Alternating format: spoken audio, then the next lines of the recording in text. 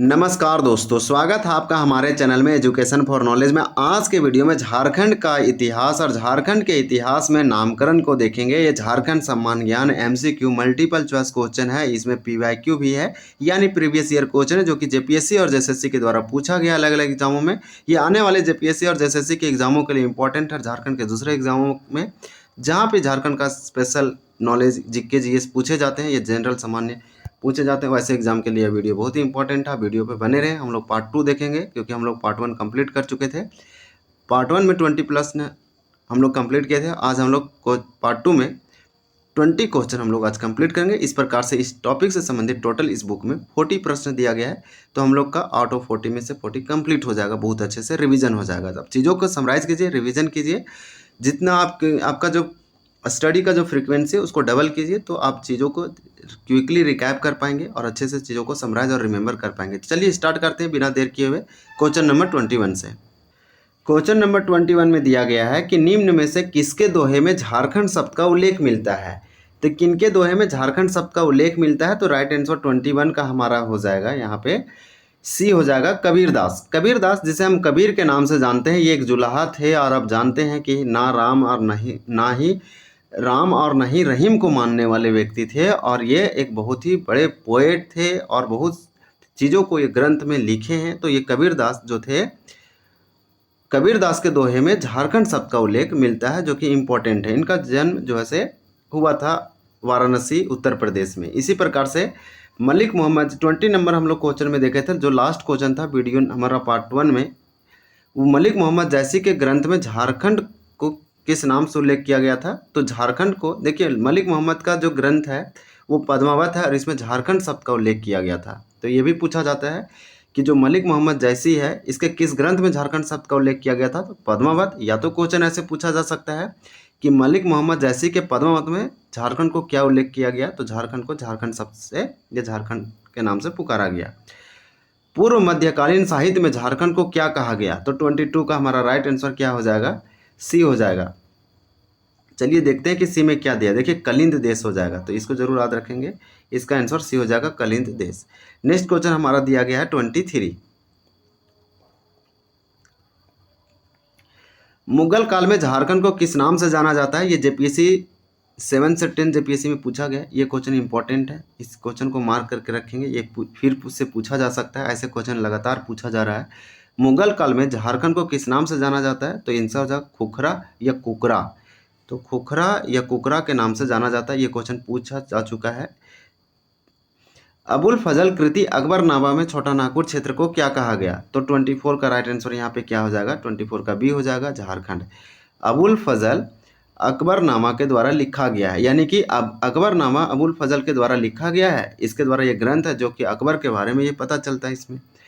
और इसी में छोटा नागपुर क्षेत्र को क्या कहा गया, तो झारखंड कहा गया। तो राइट आंसर 24 का हमारा क्या हो जाएगा, बी हो जाएगा। क्वेश्चन नंबर 25 है कि जहांगीर ने अपनी आत्मकथा तुजू के जहांगीरी में झारखंड क्षेत्र के लिए किस शब्द का प्रयोग किया, ऐसे आपसे पूछा जा रहा है। तो यहाँ पे 25 का राइट आंसर क्या हो जाएगा, 25 का डी हो जाएगा। तो खोखरा, यानी कि जहांगीर की जो आत्मकथा है, ऑटोबायोग्राफी है, वो तुजू के जहांगीरी है। इसमें झारखंड शब्द को खोखरा, यानी झारखंड क्षेत्र को खोखरा बोला गया। नेक्स्ट क्वेश्चन है, क्वेश्चन नंबर यहाँ पे 26 है। 26 में दिया गया है कि आईने अकबरी में झारखंड को क्या कहा गया। तो आईने अकबरी अबुल फजल के द्वारा लिखा गया है। इसमें झारखंड को कोकरा या खंखरा कहा गया। तो इस प्रकार से आप देख पा रहे होंगे कि मुगल वाला जो एरिया था या फिर क्षेत्र, रीजन था, रीजन नहीं बोलेंगे, जो पीरियड था, समय था, उसमें जितने भी अकबरनामा हो या आईने अकबरी हो या अबुल फजल हो या फिर जहांगीर के तुजू के जहांगीरी हो, मैक्सिमम जो है से कोकरा या खोखरा या खांखरा के नाम से जाना गया। तो इसे जरूर याद रखेंगे। किस विदेशी यात्री ने राजमहल क्षेत्र को की चिंग काई लो नाम से संबोधित किया। तो 27 का राइट आंसर ये हो जाएगा, हेनसांग ने ये एक विदेशी यात्री था, जो कि राजमहल क्षेत्र को क्या बोला, तो की चिंग काई लो बोला। तो ये इंपॉर्टेंट है।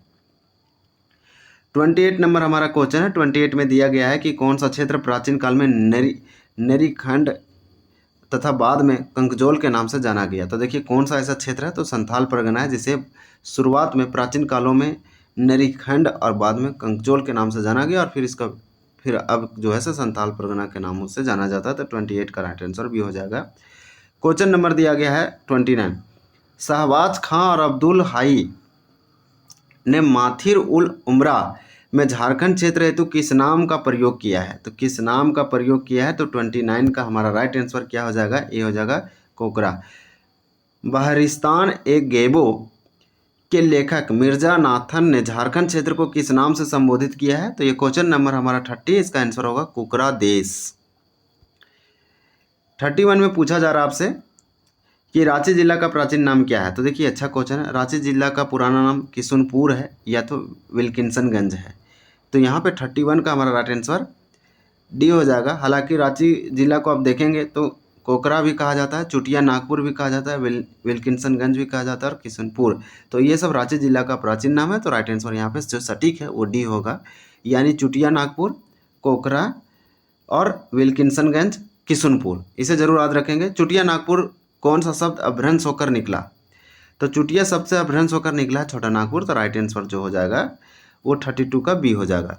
छोटा नागपुर चुटिया नागपुर से बन के निकला है, तो ये भ्रंश है, इसी से आया है, ये वर्ड बना है। तो यहाँ पे क्वेश्चन नंबर हमारा 23 है।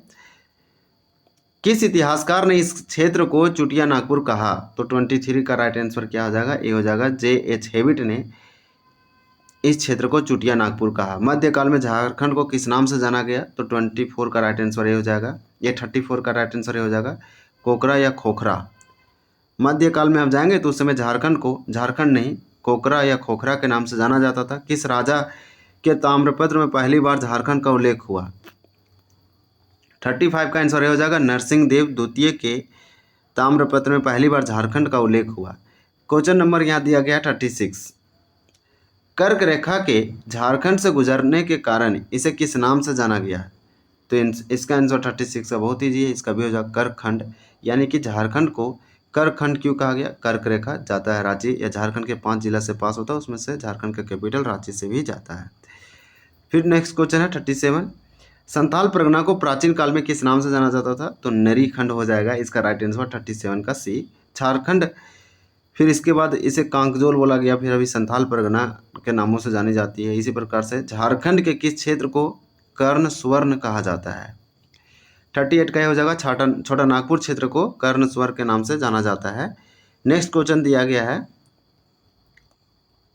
39।